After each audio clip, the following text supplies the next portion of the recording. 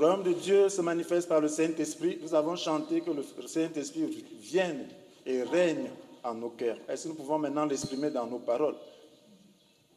Par nos paroles, que le Saint-Esprit vienne et règne effectivement dans nos cœurs, afin que nous puissions comprendre son message, qu'il puisse nous rendre ministère ce matin, qu'il puisse nous donner des orientations dont nous avons besoin pour notre vie. Est-ce que nous pouvons prier que le Saint-Esprit règne, qu'il règne en moi, afin que je sois un outil qu'il utilise pour pouvoir vous bénir, que je sois un outil efficace pour pouvoir rendre ministère à vos cœurs. Seigneur, Esprit de Dieu, nous te bénissons. Merci pour ta présence au milieu de nous. Nous voulons ton règne. Que ton règne s'exprime en nous. Soumets nos désirs, soumets, Seigneur, tout ce qui ne te glorifie pas. Soumets nos propres pensées, soumets nos volontés, soumets, Seigneur, toutes choses, Seigneur. Soumets nos corps afin que nous puissions recevoir ta parole. Seigneur, au niveau où tu voudrais la communiquer. À toi la gloire, à toi l'honneur. Fais de moi un canal, Seigneur mon Dieu, efficace. Soumets-moi, Seigneur, à ta volonté, que je puisse être un porte-parole. Seigneur mon Dieu, qui puisse atteindre l'objectif, qui puisse être efficace. Seigneur, pour rendre le ministère selon ta volonté. À toi la gloire, à toi l'honneur, à toi la puissance. Amen. Le Seigneur voudrait nous parler de la position de grâce. La grâce de Dieu, c'est la faveur de Dieu. La faveur que Dieu donne sans y être obligé. C'est la grâce. Dieu nous donne tout par faveur, parce que nous ne méritons rien. Mais il y a une position dans laquelle nous devons nous trouver pour pouvoir la recevoir. Nous voulons comprendre que la grâce de Dieu est toujours disponible, mais qu'il faut la recevoir là où Dieu la donne. Dieu donne sa grâce dans une certaine position, à un certain lieu. Si vous ne vous trouvez pas en ce lieu, vous n'aurez pas cette grâce. Lorsque nous lisons la Bible, nous voyons que Dieu est un Dieu d'ordre. Alors, ce que nous voulons comprendre, c'est que nous devons être dans une position où Dieu donne sa grâce, où nous recevons sa grâce. Parce que cette grâce est déjà donnée. Elle est surabondamment donnée. La faveur de Dieu est pour tout le monde. Mais ce n'est pas tout le monde qui reçoit cette faveur. Ce n'est pas tout le monde qui expérimente cette faveur.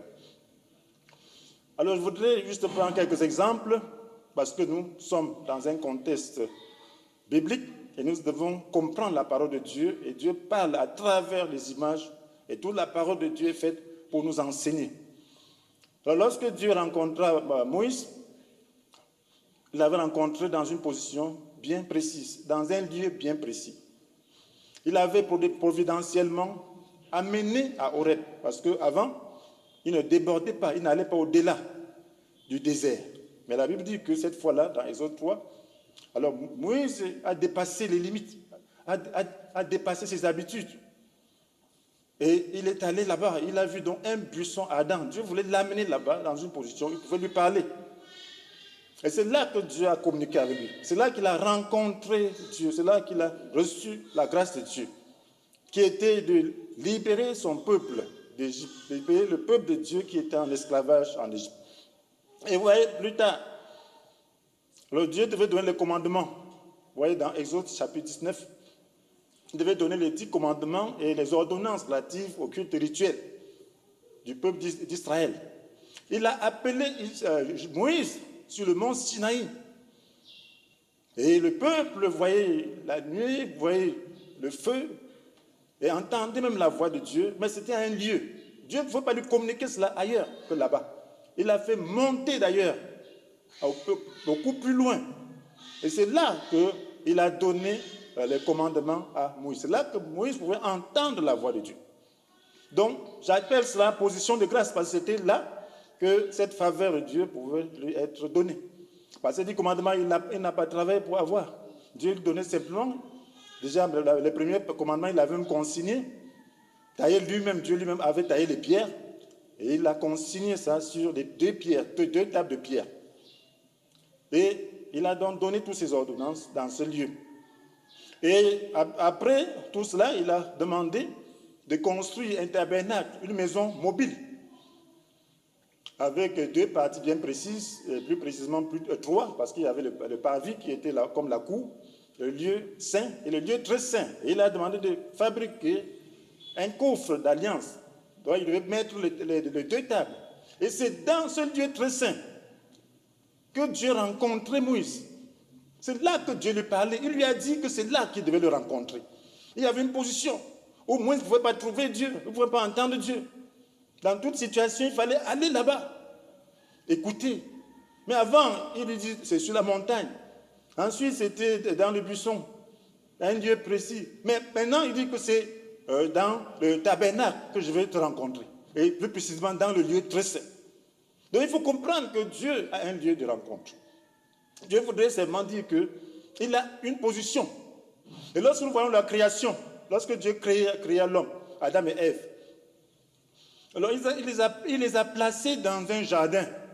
Il a fait un jardin on appelle jardin d'Éden, un jardin féerique, un jardin qui était vraiment très beau, toutes sortes d'arbres, fruitiers, même agréables aux yeux. Nous voyons les fleurs, j'apprécie beaucoup les fleurs. La nature est belle.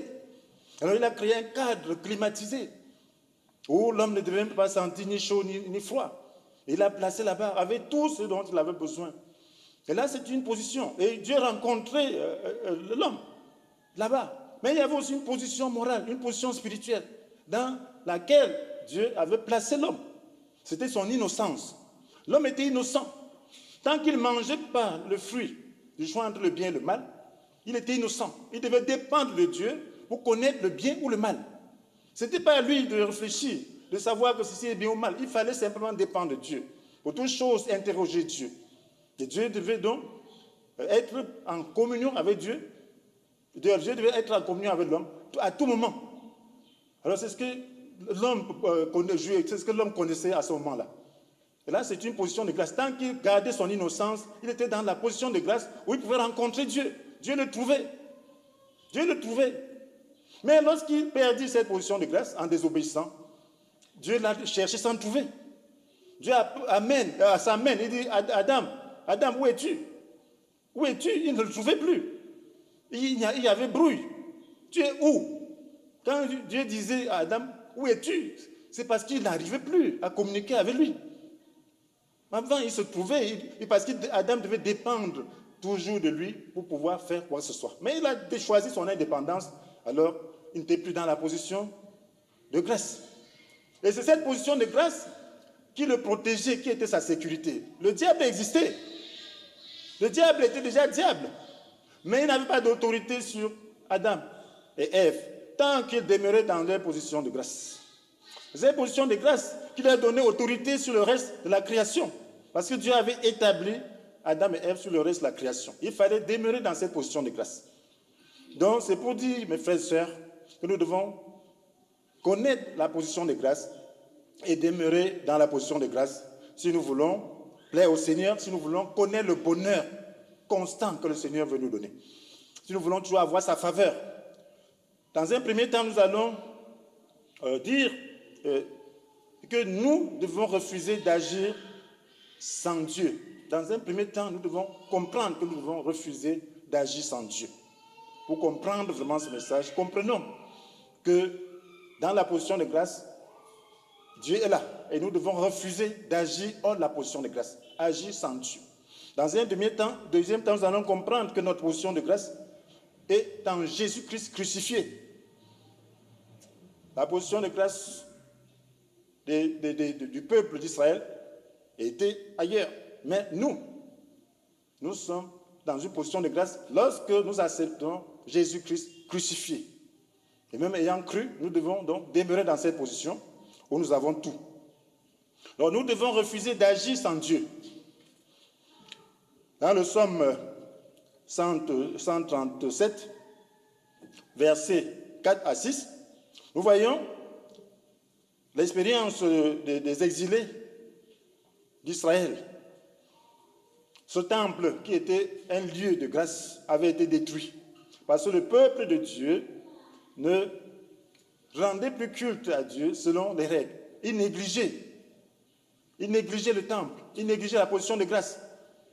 À un moment donné, il fermait même le temple, il faisait n'importe quoi là-bas. Finalement, Dieu a détruit ce temple et les a envoyés en exil. Alors voilà les exilés qui sont là dans le psaume 137. Et leur ennemi leur demande de chanter le chant d'adoration qu'on chantait dans une position de grâce, qu'on chantait au temple. Parce que David avait établi l'adoration continue 24 heures sur 24. On adorait Dieu dans le temple. Et voilà, l'ennemi qui détruit le temple et le peuple de Dieu est en exil, il leur demande de chanter ces chants-là, des chants d'adoration. Mais qu'est-ce qu'ils ont dit? Lisons dans le psaume 137, versets 4 à 6. Comment peut-on chanter les chants de l'Éternel sur un sol étranger? Si jamais je t'oublie, Jérusalem, que ma main droite perde sa force, oui, que ma langue se colle à mon palais, si je ne pense plus à toi. Jérusalem, si je ne te mets plus avant toute autre joie. Ces gens avaient perdu leur position de grâce. Leur position de grâce où ils pouvaient adorer Dieu. L'ennemi leur dit de chanter. Alors, lorsqu'ils allaient là, au temple, qu'est-ce qu'ils faisaient? Ils adoraient Dieu. Lorsqu'ils chantaient, ce n'était pas pour leur propre plaisir. Lorsqu'ils chantaient, c'était pour exprimer leur révérence à Dieu. C'était pour exprimer leur adoration. C'était pour dire à Dieu combien il est grand. C'était pour lui rendre grâce. Ce n'était pas pour leur plaisir. Leur plaisir vient après. Quand tu satisfais le cœur de Dieu, Dieu satisfait le tien. C'était là, l'adoration. Et Dieu avait dit de l'adorer là-bas. Maintenant, ils sont en exil, dans une position où ils ont perdu la grâce. L'ennemi demande qu'ils chantent. Pour qui? Pour le plaisir de l'ennemi. L'ennemi voulait entendre, peut-être par curiosité ou par plaisir. Ils ont dit non, nous on chante pour adorer Dieu. Ces chants, c'est pour adorer Dieu. Nous ne chantons pas juste pour nous plaire, pour nous faire plaisir. Nous ne chantons pas pour le plaisir des hommes. Nous ne chantons pas juste émotionnellement, nous chantons pour rendre un culte à Dieu. Et qu'est-ce qu'ils disent? Comment peut-on chanter le chant de l'Éternel sur un sol étranger? C'était un sol étranger où on est entre les mains de l'ennemi, où l'ennemi a capturé. L'homme, on demande de chanter pour la gloire de l'ennemi. Il dit non, non. Si jamais je t'oublie, Jérusalem, que ma main droite perde sa force. C'est dans la position de grâce qu'on a la force. Il voulait dire que, hors de la position de grâce, il n'a pas de force. Et il ne pouvait pas agir sans Dieu. Malgré qu'il était loin du lieu de grâce, son cœur était en ce lieu-là. Son cœur était là et il refuse d'agir sans Dieu. Lorsqu'on adore Dieu, selon sa volonté, il donne la grâce de l'adorer. Parce que la Bible dit qu'on doit l'adorer par l'esprit et en vérité. Ça veut dire que c'est le Saint-Esprit qui nous donne la capacité d'adorer Dieu. C'est le Saint-Esprit qui soumet nos désirs, qui soumet toutes nos pensées pour pouvoir adorer Dieu. Voilà la grâce que Dieu nous donne. Mais maintenant, on lui demande de chanter sans l'esprit. Maintenant, on lui demande de chanter simplement par sa force. Il dit non. Je voudrais seulement dépendre de Dieu. Si je ne dépends pas de Dieu, ça ne vaut pas la peine. Je voudrais faire seulement ce qui plaît à Dieu. Je ne suis pas là pour me plaire, je ne peux pas me satisfaire moi-même, ce n'est même pas possible. Je ne suis pas là pour satisfaire les désirs d'un homme. Je suis là pour satisfaire Dieu. Oui, comme ma langue se colle à mon palais, si je ne pense plus à toi, Jérusalem, si je ne te mets plus avant toute autre joie. Cela veut dire que s'il se met à chanter pour la gloire de l'ennemi, même le chant ne passera pas. Oui, sa langue va se coller à son palais. Oui, il devrait mettre Dieu. Jérusalem représentait le lieu de grâce. Jérusalem représentait où se trouvait Dieu. Donc il devait mettre la joie de Dieu en premier lieu. Il devait trouver toute sa joie en Dieu afin que Dieu lui communique aussi la joie. Parce que notre joie doit venir de Dieu. Alors voilà le principe qu'un enfant de Dieu doit comprendre. Alors il y a une position donc de grâce que tu dois connaître en tant qu'enfant de Dieu. Tu dois connaître où tu te tiens pour avoir la grâce de Dieu. La Bible nous dit, le seul sacrifice qui convienne à Dieu, c'est un esprit humilié. Oh Dieu, tu n'écartes pas un cœur brisé et contrit. Lorsque tu perds la position de grâce, lorsque tu te rends compte que la grâce de Dieu n'est pas avec toi, tu n'as pas le soutien de Dieu, tu n'as pas la communion, ne te débrouille pas sans Dieu. Si tu te débrouilles sans Dieu, tu seras frustré. Tu seras entre les mains de l'ennemi. Il faut gémir. C'est pour ça que le psaume 51, verset 19 dit, le seul sacrifice qui convient à Dieu, c'est un esprit humilié. Voilà le sacrifice qui convenait à ce peuple. Exilé, loin de la position de grâce. Il fallait un esprit humilié. Quand tu perds la position de grâce, recherche Dieu, humilie-toi. Ne te mets pas à faire comme si de rien n'était. Ne te mets pas à faire comme si tu n'avais rien perdu. Cherche Dieu. C'est ce qu'on appelle la soif. Et la soif d'avoir encore cette relation que tu avais avec Dieu. C'est là que tu vas la trouver. Parce que Dieu dit le seul sacrifice qui convient à Dieu, c'est un esprit humilié. Oh Dieu, tu n'écartes pas un cœur brisé et contrit. Il faut que le cœur soit brisé. Il faut que le cœur soit brisé. Beaucoup de chrétiens perdent la relation avec Dieu. Les relations sont brisées. Mais ils se comportent comme si de rien n'était. Ils n'ont même pas de remords. Ils se débrouillent. Ils s'accommodent. Et ils continuent ainsi. Si la trompette sonnait, ils n'entendraient pas. Nous vivons à une époque très dangereuse. Parce que la trompette peut sonner à tout moment. Tous les signes prophétiques sont déjà accomplis. Il manque simplement le perfectionnement de l'Église. Et en ces jours-ci, Dieu veut perfectionner son Église. Une fois que Dieu va libérer son onction pour perfectionner son Église, et Dieu est en train de le faire. Je vous dis que désormais, vous allez voir la grâce de Dieu transformer les gens les plus endurcis, délivrer les captifs les plus ignobles, délivrer les voleurs, délivrer les brigands, délivrer les sectaires, délivrer les gens qui sont enfoncés très, très, très loin dans le péché. Manifester sa grâce et purifier les chrétiens, les rendre purs, leur donner le seul amour qui est celui de Dieu. De sorte que même ce monde devient juste un outil, un moyen de faire la volonté de Dieu. De sorte que l'amour du monde ne soit plus dans le cœur des chrétiens, même s'ils ont des milliards. C'est Dieu qui fera leur plaisir. Alors, lorsque vous allez voir cela, dans l'église, vous allez voir beaucoup de gens en train de vivre cela, sachez que la trompette est sur le point de sonner. Parce que tout ce que Dieu attend, c'est une église rayonnante de beauté, sans tache ni ride, ni aucun défaut, irréprochable, digne de Dieu. C'est une beauté spirituelle que nous devons rechercher. Est-ce que nous sommes dans cette position? Non. Alors nous devons gémir, nous devons aspirer à cette position. Si nous aspirons à être tels que le Seigneur veut, il va déverser son onction. Si nos cœurs sont brisés, nous nous rendons compte que nous ne suivons pas le bonheur du Seigneur dans nos cœurs. Notre vie ne reflète pas le bonheur du Seigneur. Nous ne devons pas rester là. Nous ne devons pas nous contenter de cela. Parce que si la trompette sonnait, où irions-nous? Et vous voyez, le signe de l'Antichrist est déjà là. Les gens seront forcés de mourir que de prendre le signe. Parce que la trompette sonnera. Et le Seigneur enlèvera le sien, ceux qui sont prêts. Mais le reste, oui, les vierges, mais folles, insensées, seront obligés de souffrir, de mourir. Mais pourquoi pas accepter la position de grâce aujourd'hui? Alors notre position de grâce est en Jésus-Christ crucifié. Jésus-Christ crucifié, c'est la position de grâce. Parce que c'est à la croix que le Seigneur a vaincu le diable. C'est à la croix que le Seigneur a vaincu la nature adamique. C'est à la croix que le Seigneur a vaincu, désarmé les autorités, les pouvoirs. Alors Jésus-Christ crucifié, c'est notre position de grâce.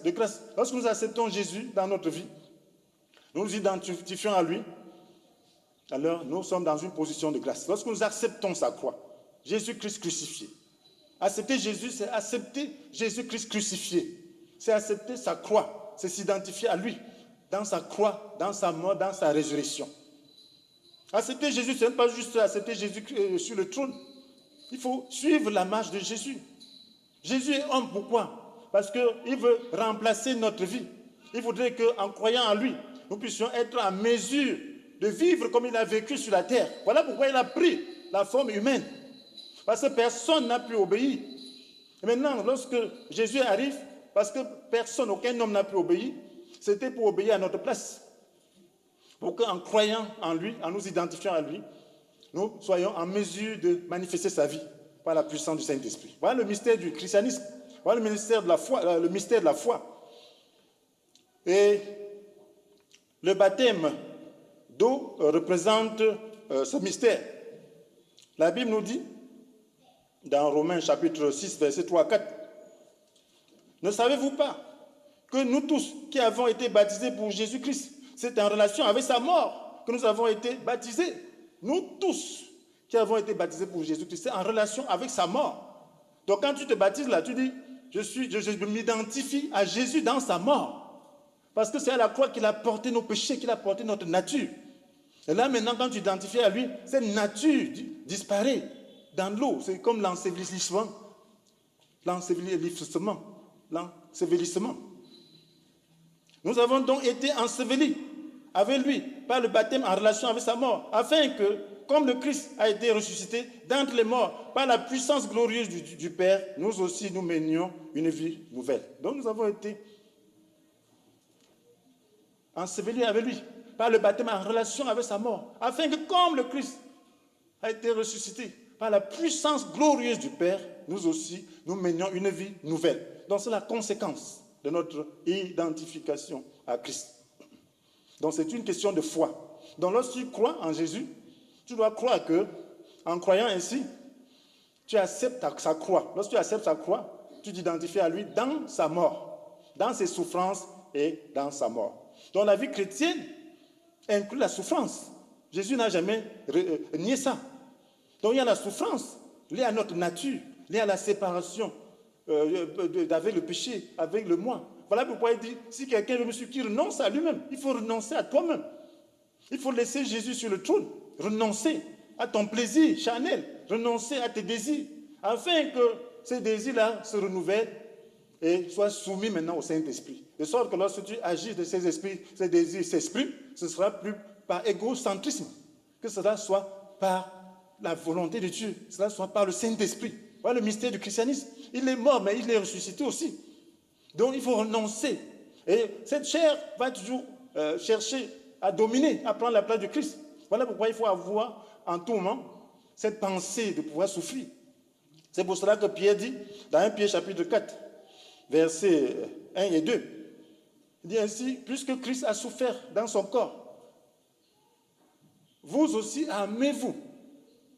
Aimez-vous, vous aussi aimez-vous de la même pensée. Car celui qui a souffert dans son corps a rompu avec le péché, afin de ne plus vivre le temps qui lui reste à passer dans son corps, selon les passions humaines, mais selon la volonté de Dieu. Il faut être armé de la même pensée. Un chrétien, c'est quelqu'un qui est prêt à souffrir. Parce que la vie quotidienne nous appelle à la souffrance. Notre volonté veut toujours prendre la place de Dieu. Nous avons des frustrations. Nous avons des désirs que Satan sème. Nous avons des convoitises. Mais il faut les frustrer. Dieu n'est pas là pour satisfaire nos convoitises. Dieu n'est pas là pour satisfaire nos mauvais désirs. Il est là pour satisfaire nos besoins. Il est là pour nous rendre heureux. Mais maintenant, qu'est-ce que Satan fait? Il nous sème des convoitises. Et nous voulons les satisfaire. Alors, il faut les frustrer. Lorsqu'on les frustre, alors on souffre intérieurement. Il faut accepter donc cette souffrance. C'est ce qu'on appelle la croix. Porter sa croix. Donc voilà, porter sa croix est une position de grâce. Si tu acceptes la croix dans ta vie, ça veut dire que tu es dans une position de grâce. Qu'est-ce que Dieu demande de faire? De pardonner. Quelle que soit l'offense, tu dois pardonner. Mais vous pardonnez. Tu as été blessé, non? Est-ce que tu ne sens pas mal? Alors il y a cette réaction qui réclame la vengeance. Mais tu dois accepter la croix. Quand tu acceptes la croix, quand tu acceptes la souffrance, le Saint-Esprit agit. Alors c'est quand tu acceptes la souffrance que le Saint-Esprit s'impose dans ta vie. Le Saint-Esprit ne viole jamais la volonté de l'homme. C'est lorsque tu acceptes la souffrance que tu vis la liberté. Lorsque tu acceptes de ne pas réagir, que le Saint-Esprit te vient en aide. Oui, pourquoi? Parce qu'il est le consolateur. Voilà pourquoi on l'appelle le consolateur. Ceux qui n'acceptent pas la croix ne connaissent pas la consolation du Saint-Esprit. C'est quand tu acceptes la croix que le consolateur vient. Parce que Dieu est auprès de ceux qui ont le cœur brisé, humilié. Quand ton cœur n'est pas brisé, humilié, ce consolateur n'est pas là. Un esprit humilié, voilà ce que Dieu veut. Donc lorsque les gens se moquent de toi, lorsque les gens t'insultent, ça t'humilie. Mais qu'est-ce que tu dois faire? Tu dois porter ça dans tes sentiments? Non. Accepte. Et une fois que tu acceptes, la délivrance arrive. Lorsque tu acceptes, le bonheur vient. Le bonheur, c'est quoi? C'est à l'intérieur. Est-ce que ton bonheur, c'est pour celui d'un autre? Non. Tu veux quoi? Ton bonheur personnel, n'est-ce pas? Donc il y a un principe pour pouvoir avoir le bonheur personnel. Il faut accepter la croix, il faut être dans cette position de grâce. Le bonheur, c'est une grâce, c'est une faveur que Dieu donne. Nous avons chanté tout à l'heure que le royaume de Dieu, c'est la justice, c'est la paix, la joie, n'est-ce pas? Mais il faut être dans la position de grâce pour pouvoir obtenir ça. Si tu n'es pas dans la position de grâce, tu n'auras pas la paix. Il y a des gens qui n'ont pas la paix. Alors quand tu n'as pas la paix, tu vis, tu ne vis pas. Ce n'est pas le bonheur, ça. Quel que soit ce que tu peux avoir, si tu n'as pas la paix, ce n'est pas le bonheur. Si ta vie doit dépendre des réactions des hommes, ce n'est pas une vie. Si ta vie dépend de ce que les gens disent de toi, ce n'est pas une vie. Ça veut dire que souvent, tu ne seras jamais en paix. Parce qu'il suffit que le diable organise des circonstances pour te frustrer. Et tu n'as pas de protection. La protection, c'est la position de grâce qui est la croix. Est-ce que tu peux entrer dans cette année en acceptant cette position de grâce dans ta vie? Parce que si tu n'acceptes pas cette position de grâce, tu vas tourner en rond. Si tu tournes en rond, c'est pas bien. Ce n'est pas ce que Dieu attend de toi. La Bible nous dit dans Hébreux chapitre 12, verset 4. C'est ce que la Bible nous dit clairement. Vous n'avez pas encore résisté jusqu'à la mort dans votre lutte contre le péché. Alors il dit résister jusqu'à la mort. C'est ça, accepter la croix. Au lieu de faire du mal à ton prochain, accepte mourir. Le diable te tente. Il a mal fait, il a mal fait. Non. Chasse ça de ton cœur, de tes pensées. Il a mal fait, oui, mais ce n'est pas lui. C'est le diable qui a organisé. C'est ça, la vieille nature. Moi aussi, je fais du mal aux autres. Donc j'accepte la position de grâce. Moi, je ne veux pas perdre ma foi. Je ne veux pas perdre ma tranquillité. Je ne veux pas perdre mon repos. Dieu m'appelle au repos. Donc je dois garder mon repos en pardonnant. Et ça ne fait pas, c'est pas facile.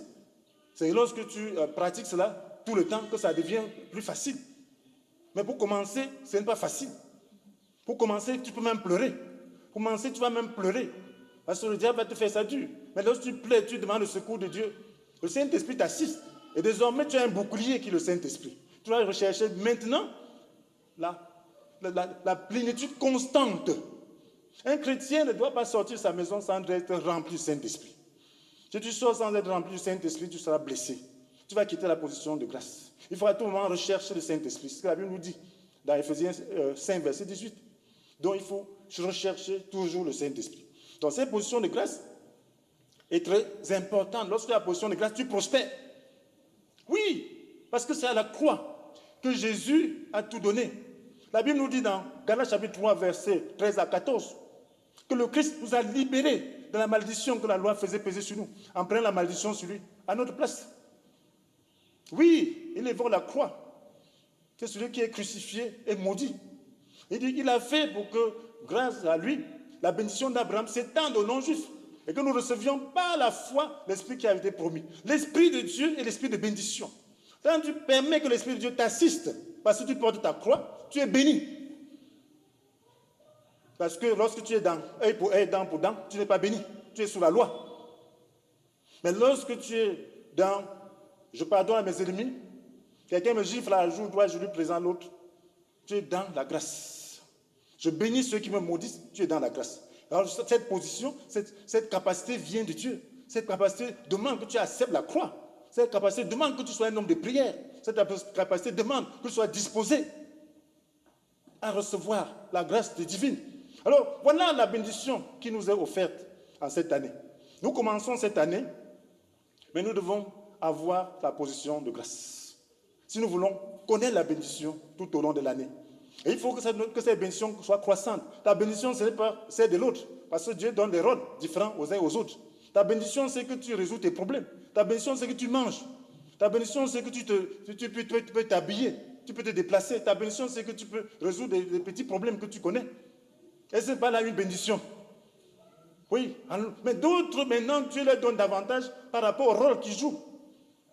Les rôles que tu joues, est-ce que tu es prêt à jouer le même rôle? Est-ce que tu es destiné à cela? Donc n'aspire pas à quelque chose auquel Dieu ne t'a pas destiné. Ça va te détruire.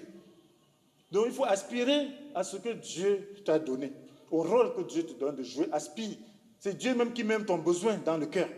Lorsque tu es délivré des convoitises, alors Dieu met ton besoin dans ton cœur. Et tu y aspires par rapport au dessein qu'il a pour toi. Amen. Amen. Amen. Donc, nous comprenons, mes frères et sœurs, que la position de grâce est ainsi une position de foi. Parce qu'il faut avoir foi pour croire en Jésus. La foi chrétienne, c'est vraiment la foi. Il faudra que Jésus se manifeste, qu'il vive au travers de nous, par la foi. Et c'est pour cela que Paul dit, j'ai été crucifié avec Christ. Ce n'est plus moi qui vis, c'est le Christ qui vit en moi. Ma vie en tant qu'homme, je la vis maintenant par la foi au Fils de Dieu, qui par amour pour moi, s'est livré à la mort à ma place. Donc par la foi, par amour, il s'est livré. Donc, il exprime la vie de Jésus par la foi. Il s'identifie à Jésus dans sa mort. Lui-même, en tant que Paul, naturel, en tant que vieille nature, tous les désirs qui ne sont pas conformes à la volonté de Dieu, il est crucifié. Maintenant, c'est Dieu, c'est Christ qui exprime sa propre volonté, qui met le vouloir et le faire en lui. Alors, il exprime naturellement la vie de Christ. Voilà la foi à laquelle il faut arriver. Il faut accéder à cette foi. Si vous n'accédez pas à cette foi, vous ne pouvez pas mener une vie parfaite. Alors, pour y accéder, il faut l'apprentissage. Il faut développer la communion. Donc, voilà la position de grâce, mon frère, qui est la position de foi, de crucifixion des désirs charnels et d'obéissance. Et toi qui n'as pas encore trouvé le salut, veux-tu accepter Jésus dans ta vie et porter chaque jour ta croix pour lui être agréable? Donc il faut accepter le salut étant prêt à porter chaque jour ta croix. Tu seras frustré, mais n'utilise pas l'énergie de la chair pour pouvoir répondre. Accepte et que ce soit Dieu qui soit ta force désormais. Si bien que ce soit lui qui t'oriente dans toutes les difficultés. Est-ce que tu veux maintenant que soit ta vie, que Jésus soit ta vie? Est-ce que tu veux porter ta croix chaque jour pour être agréable à Dieu? Alors, si tel est le cas, tu dois prier avec moi. Tu dois prier sincèrement du fond de ton cœur, même si tu utilises les mots que je suis en train d'utiliser. Mais tu dois le faire de tout ton cœur. Tu dois dire, mon Dieu, je reconnais que je vis loin de ta présence. Je reconnais que je vis loin de ta présence. Mais je veux te connaître.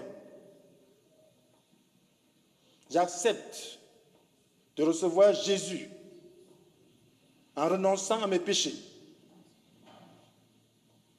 Seigneur Jésus, merci pour ta mort à la croix.